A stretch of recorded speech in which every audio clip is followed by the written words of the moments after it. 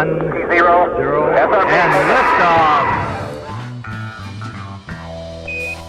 Welcome to Mission Control, Peralta Design's podcast on all things branding and digital marketing. Since 2009, Peralta Design has launched hundreds of brands with award-winning identities and websites. Join our hosts Ramon and Jorge as they use decades of combined experience to tackle topics with past clients, industry partners, and the rest of the PD crew. At Peralta Design, we launch brands. But for now, let's launch right into this episode of Mission Control.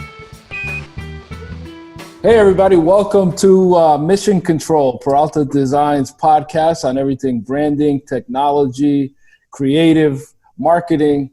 And in this week's episode, we're going to continue our conversation on the future of travel. And I'm really honored to have our guest back again for part 2, Brian Harniman. Welcome, Brian. Welcome to the show again. Hey, good to be back again.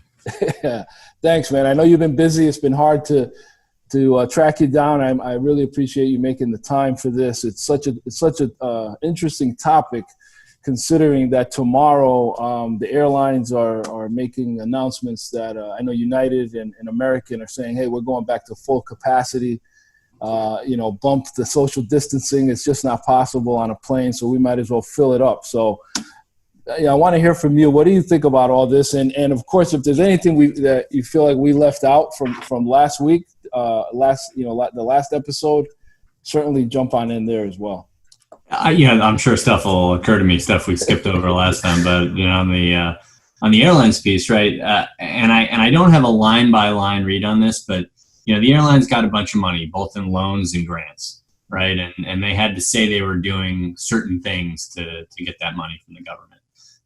One of the things was they agreed not to lay anybody off until October the 1st. And, they kind of need some cover to do that. Yeah. And, basically saying, hey, we're going to fly everybody, full. That kind of gives them some reason to do it. Now, people are going to say, well, I don't want to fly because the planes are too full, or I don't want someone in the middle seat. And, that's funny in itself, because like if somebody's right in front of you and somebody's right in back of you, like it's the same thing. They're right in your face. Yeah. But people are really sensitive about this middle seat thing. So they're gonna have customer issues. They're gonna have customer defection and people deciding not to fly. Yeah. And I think they're gonna use that as sort of air cover to say, all right, well, on October 1st, we're gonna gut the system. And I think about a third of the industry is gonna get laid off. Wow. Fired on that day. Wow. I was laughing because I'm thinking about all those elbow battles that I've had with guys that are, when you have somebody in the middle seat and you kind of like, you want to just start out the flight and say like, hey, look, buddy, I'm going to take the front of the arm and you take the back, and then we'll just call it even. We can all just get along.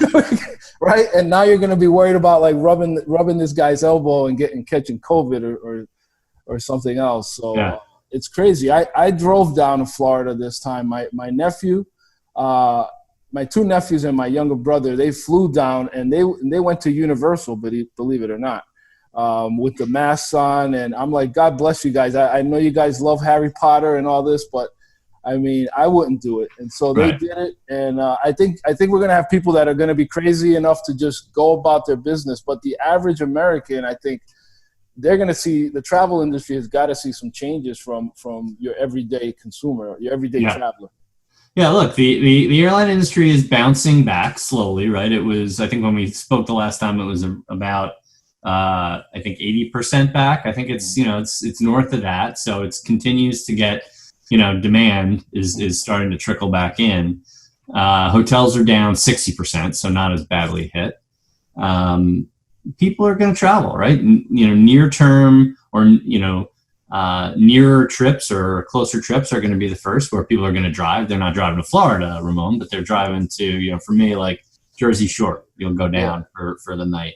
And I think people are going to take the onus of cleaning on themselves, right? Yeah. You go into an Airbnb, you go into a shore rental or a hotel, you're going to be, doing stuff to clean the property, right? So, if you're not, I think you're doing yourself a disservice, right? Don't use the stuff that they put out for you. Bring your own toiletries. don't use, for God's sake, in COVID times or not, don't touch the remote in a hotel room ever. Put that literally put it in a plastic bag. Yeah. It works just fine. Yeah. You don't have to touch it. I think people will start to bring their own linens, even to hotels, especially for one night over, knock that stuff down and put put a sleeping bag on top and stay in that. So I think there's going to be stuff that people can do for shorter trips, that make them a little bit more viable. But the air travel thing is going to be bad.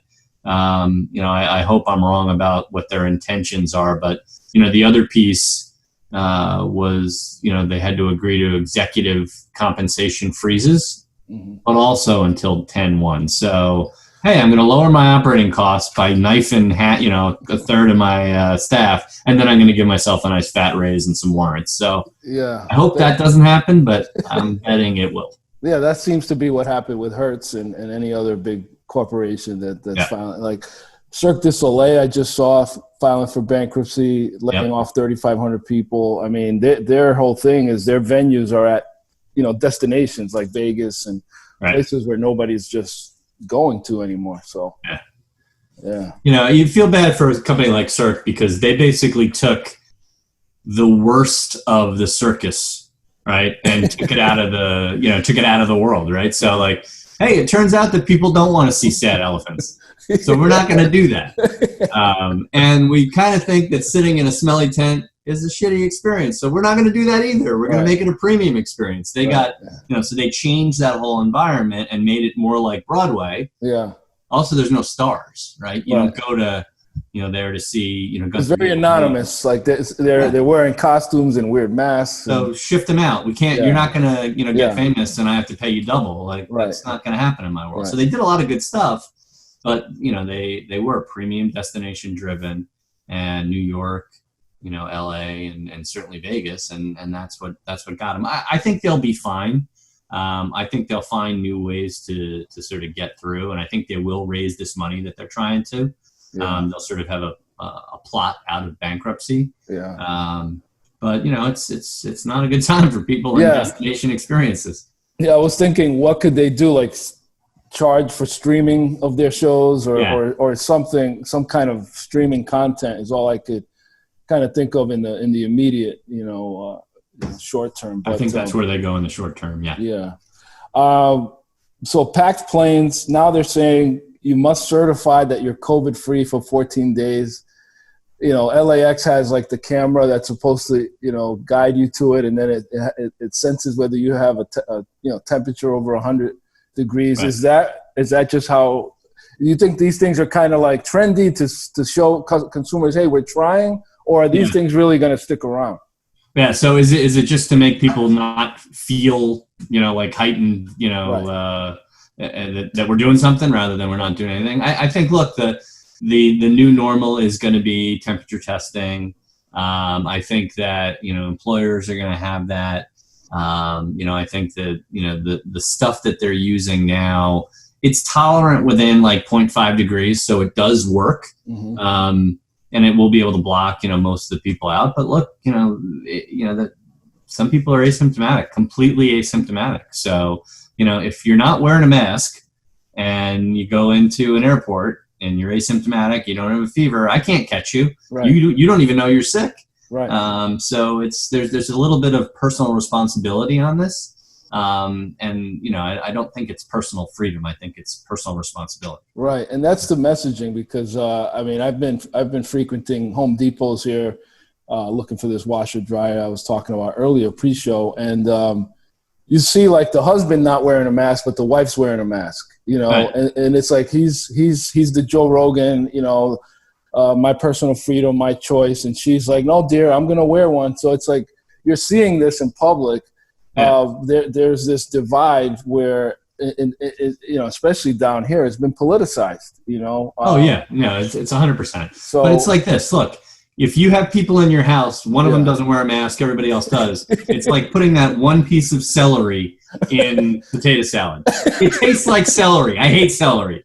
So I'm not going to use the pool analogy. So, you gotta, everybody has to play, or nobody's playing. I see it like seatbelt laws, or helmet laws. Right. I used to ride motorcycles, and you'd always have these guys that were anti-helmet law. Right. What they don't realize is that if you crash without a helmet, there's an EMT guy that you're now affecting that has to like scoop up your brain and put it back, put it into a bag and then show it to your family. It's like, you may feel like, well, it's my choice, but you affect others by that choice. And so we have laws. And so I think the same people would fight against a seatbelt if it weren't a law, I'm sure they did.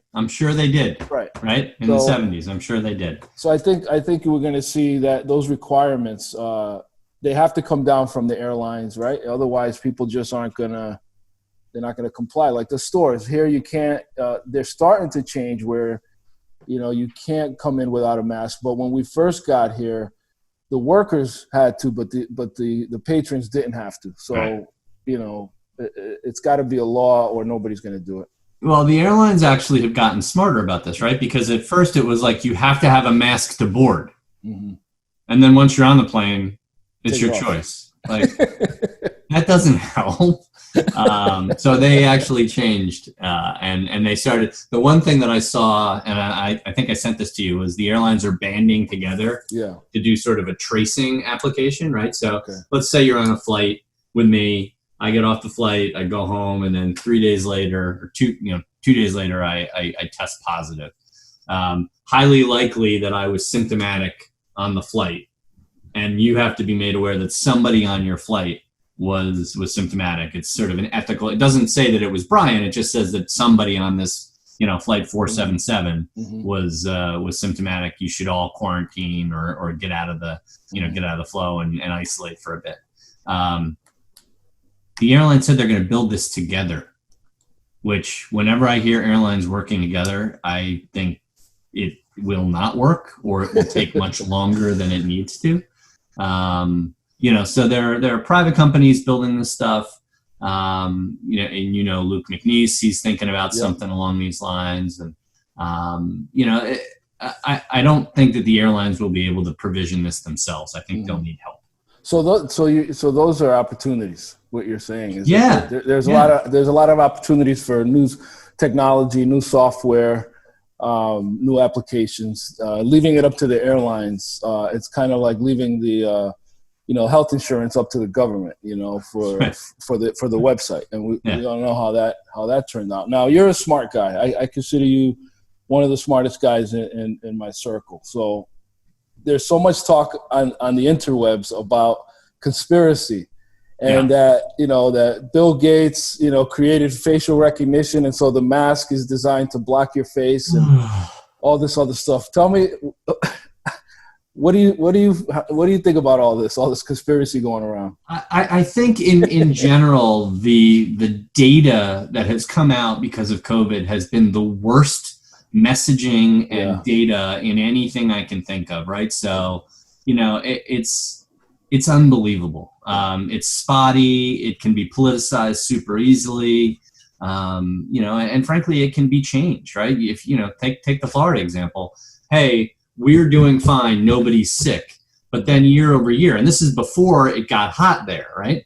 Before it got hot there were people that were dying of pneumonia at a very increased rate year over year, but they weren't marked as COVID because they decided that wasn't going to be the case. So that was an executive level decision designed to change the data that everybody read and then made decisions based on. And they fired the woman who was in charge of the health area, and I can't remember, Rebecca Brown, I think her name was. So the data was wrong or intentionally skewed, and that made people feel a certain way, which is, oh, we're safe. And now 6 weeks later, we're not safe. And I think the conspiracy theories, like sort of all this stuff is based on this terrible dearth of reliable, consistent information, even from like the WHO or the CDC. Don't wear masks. Right. At home, you don't need them. Now, they knew you needed masks, but they didn't want you to go buy them because they needed them for PPE for people that worked in the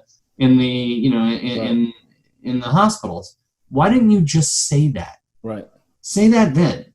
like there's all these sort of subtext, and some of the stuff I'm smart enough to look at, and most of the stuff I have no idea what the hell's going on. So you listen to the data, something's wrong, but you can't put your finger on it. And all that does is the messaging's wrong. It creates confusion, and it makes people act, sort of crazy because they think that something's being held over on them by some sort of, deep, dark state. And I don't know. I just feel like this is a messaging problem. It is. And on a countrywide basis. It is. And a lot of it, I think, has to do with just the nature of the internet that, I'm in all these different groups and I see people will post something that will say Yale New Haven as the source of, let's say, a flyer. Right. But when it was produced, the information was different than it is now. So based on the nature of the internet, if somebody has a flyer up there, it stays up there forever. So you can go back and you can basically find whatever you want to support your view. There's probably an infographic out there. And if there isn't, somebody can make one. And then how do you know if it's real or not? There's always an expert witness crazy enough to take your point of view, right? I mean, and that's the internet makes it real easy to find crazy people. Yeah. So it's unfortunate, and and not to put too grim a face on it, but it's costing lives. Yeah, right. Absolutely. It's costing time, and it's costing people's lives, and it's a bit of a downer. Let's put it that way. Let's pick it up a bit and let's talk about. I'm going to put you on the spot here. I'm just going, but I'm going to be easy. I'm going to say, give me your top 5 changes that you see in travel, and that could be, you can pick airline, you can pick, road trips. Tell me what will the consumer see, and it could take a business angle, because I do like what you mentioned about the loans and the forgiveness and the October date, because I think the average consumer is completely clueless about that. Yeah. But tell me, what do you think are your top 5 changes we'll see that'll stay permanent? Yeah, I actually think this helps rental cars. Mm-hmm. The rental car industry, in my head is much maligned. Like, I had flown for years now without renting a rental car, except if I had a sales trip where it'd be 300 miles from the airport and I wasn't going to Uber. But, several cities, if I was in Miami, I never rented a car. If I was in, LA, I really tried not to rent a car. New York and Boston, same, never rented a car. This may make it more preferable to have your own car, right? For lease, for rent, than using Uber. Because I just don't know what goes on in Uber's cars when I'm not in there. I don't know who was in there before. And I know I can at least get in there and scrub the hell out of it before I get into it to protect myself in some way. So I feel like rental cars have an ability now to sort of climb back into the company, the business traveler, the leisure traveler psyche. And that's interesting. And I think we talked about road trips and how RVs are off the charts. One of my friends now is sort of making his way about the country, 2 RVs full of kids and his family members, and they're going to national parks. And so I think like long road trips, like the family used to take in the 50s, see the USA on your Chevrolet. I think that's coming back. Mm-hmm. I think family time, because of this, sort of slowdown has sort of pushed that a little bit. Like, oh, I can actually eat dinner with these people every day for a week and not kill each other. Let's try something a little bit more dangerous. Let's all get in the car and drive. So I think that's going to be a big change, and I think that had fallen off for a while. So AAA should be a major beneficiary here, because they're one of the people that actually can do trip planning. Right. One of the things that travel agents aren't very good at is road trip planning, right? They can certainly say, oh, you're going to go to Barbados, you need to stay here. Mm-hmm. Stay at the place where Tiger got married, Sandy, it's a good golf course. I can't remember. It's Sandy Hill. I'll have to look. But they're not good at, hey, I'm going to drive to Memphis. Well, here's what you should do. You should take it, this way. You can see this major attraction. Right. And AAA is actually really good at that. That's what they were known for, through the 40s and 50s. That's what they're there for. So that's interesting. They're something that they can sort of push back, and come back up into the sort of consumer use space a little bit. On the air side, geez, I think I think air is going to be depressed for a while. I don't know when it comes back, and I think anyone who's going to try to make a major proclamation is kind of blowing smoke a little bit. But probably luxury passengers, and they'll come back first because they'll be able to board last, and they'll be able to sort of have some ability to gate the rest of the folks off. Even with curtains and I anticipate like private jets for the wealthy for sure probably going to go up, because then they already felt like, well, I don't want to fly with the plebes, so now it's even more reason to and gas is low. Gas is super cheap, so I think that's true. And the biggest problem with owning and operating a private plane is the dead space. When you fly somebody, corporate jets basically work this way. Hey, I need to go to Wichita. Great. I'll fly you to Wichita, then I'll fly back. So there's like this deadhead space that they just don't get any usage out of. And that's what they, have always tried to aggregate and sell. Maybe that becomes something that's maybe that becomes accessible to the middle income or middle earners that want to charter a plane for their family exclusively, no other passengers. It gets disinfected and what have you. Maybe that becomes more affordable. Yeah, and I think, look, the hotel space is interesting. I've always thought that this was the hotel brand's chance to get out from under the thumb of the OTAs. But it seems like a lot of independent hotels, are really starting to spend up a bit on Google. But I also think, some of the franchisees are kind of angry about what's going on, and they're not getting a lot of deep cover. If Marriott doesn't, do what they're supposed to do, which is advertise Marriott, right, which they basically, have stopped doing for the most part, my hotel's not full, and I'm paying you for what? Yeah. Right? Just because I have your brand, and that doesn't help me if you're not advertising your brand or the brand that the brand family that I chose to belong to. So I think there's going to be some friction on the franchisee world for the hoteliers, and we'll see what happens with that. Yeah. I think that's 5.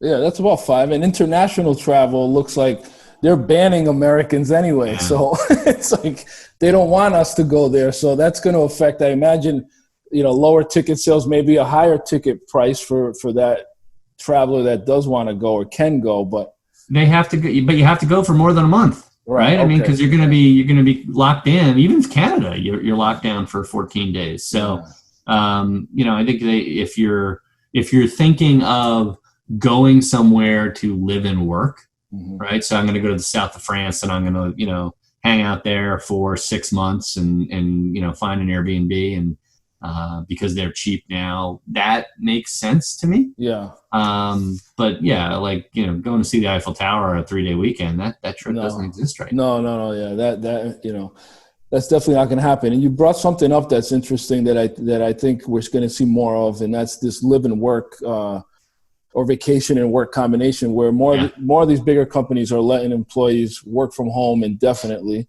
So now you're seeing, like, because we have an Airbnb property, we're seeing they're saying, hey, we suggest you offer a 42% discount for a monthly rental, because they're seeing an uptick in people that, like my son, he can work from home indefinitely. So he wants to go relocate to San Diego for 3 months. So he sublet his apartment in on the Upper East Side. Right. And he's looking on all these websites trying to find a home. And I think you're going to see more of this, where it's like, I'm not just going to go someplace to vacation, like you said, for 3 days, but people are going to work in places for months at a time and require this, this longer term rental property. And like the exodus out of New York City is a good one, right? I've seen a lot of people who were tried and true. I'm never moving out of the city. I'm having my kids here, and they're moving up to, like, Middlebury, Connecticut. Yeah, they want they want out, or they're moving back to where their parents are, and sort of really we're getting a ton of opportunity in bidding on these projects for these unknown towns that all of a sudden want to do brand strategy. Like Canton, or what's another one? Thompson, like these towns, Right. these really relatively unknown towns throughout Connecticut are now realizing like, hey, there's this flight out of New York. Let's get on the radar. Let's have Right. social. Let's have a logo. Let's have web. And you're seeing a lot of these RFPs, coming out. That's really Because of interesting. that. They're Yeah. now paying attention that they should be well branded, trying to attract some of these New Yorkers that are like fleeing. It makes total sense, right? And the right way to do that, is not only at the municipal level, but have a channel partnership strategy with the realtors, right? Yeah. Make sure they know what to say about your town, right? So if you're thinking of moving to Stamford, right, which has the worst slogan of any city in the entire world, the city that works, that's terrible. That doesn't make me want to go there. What does your town stand for, right? And it's, your town motto all the way down for, what are the messaging points that everybody should be using, mayor to all the realtors. And that's really interesting. That makes a ton of sense. Yeah. We've always seen seen a platform you can build that would make that a sort of a, one and done? Like you build it for one and then basically rinse and repeat, go to the next Potentially. I mean, we're doing that now with our RFP response. Every time we see a new town and we don't win one, we're like, okay, we can use this for this town because they're going to need all the same things. But I think love it. If we win it and we build something, then I think you can do that. There's a company in Fairfield called American Towns Media. You should talk to them. They're good folks, and they've been doing local website or local content really for probably 20 years now. Yeah. All right, I'll check it out. Yeah, we've definitely seen that as one of the things that's happened over the last 3 months is these little smaller towns that kind of wanted to just be quaint and small. They're now realizing like, hey, we can capitalize off this flight, right, and try to capture some of that traffic. And very cool. I love that. Yeah. So we're coming into the end of the show. I wanted to give you a chance to maybe touch on some of the innovations or highlights of maybe Kayak or Priceline that we didn't get a chance to touch on before, or and then we can tell people how to find you and what you do. Yeah, I'll tell you how. One of the things that I always thought was really amazing about Kayak. And I don't know if it was a Kayak sort of driven thing or they got it from Intuit. Paul English, who is the CTO of Kayak, he basically built a system, and another one of the engineers, a guy named Jim Giza, ran it, which allowed customers to basically send all of their customer service emails, and it went to a random member of the company. We actually had scorecards, like from the CEO down, like you got this. So if I answer an email about Lufthansa pricing being wrong, I would always get emails about that. So it would make me angry because I don't want to talk about Lufthansa pricing anymore. I'd actually find the engineers who worked on Lufthansa, fix this. And in the same way, engineers actually had to deal with customers as well, these customer emails. And if they got a hot button piece, engineers don't like to talk to people at all, even like people they work with. So they would just fix it really quick. And it was a great way to sort of deal with bug fixes rather than having operations sort of catalog what's the 20 top things that have been going wrong on the website. And then that goes in a presentation mode to somebody in IT who completely dismisses it because I don't want to work on that. I want to work on the cool stuff, the new stuff. Our customer service volume, and the way we looked at it was how many customer service issues did we have per 1,000 flight requests or 1,000 flight searches, went like this as we scaled. Because all of the big problems basically got sent to somebody who ended up with a bee in their bonnet about not wanting to talk about this ever again with anyone. And they would just figure out ways to solve it. And really getting the engineers involved in this process was an amazing idea. And the whole internal system, and I can't remember that we had an internal project, I can't remember what the name of it was just awesome. It was so customer focused, and it was so making everybody be a frontline customer service representative, rather than making it somebody else's problem that I didn't have to think about, was just brilliant, and it worked. It was a very important part of why we scaled. Awesome. Well, Tell me a bit. Give me your third placer pitch. Tell our listeners what Third Placer is about, and then how we can reach you. Sure. Well, I actually have some news. I've joined a new management consultancy called From Digital Transformation. Awesome. And they are a solutions provider, as well as a design thinking agency. They do big deals with other clients where they help them sort of visualize what comes next in their relationship with the customer. So I'm director of strategy over there, and you can reach me at Brian.Harniman, and no one can spell Harniman, so we're gonna have to type that out, at from.digital.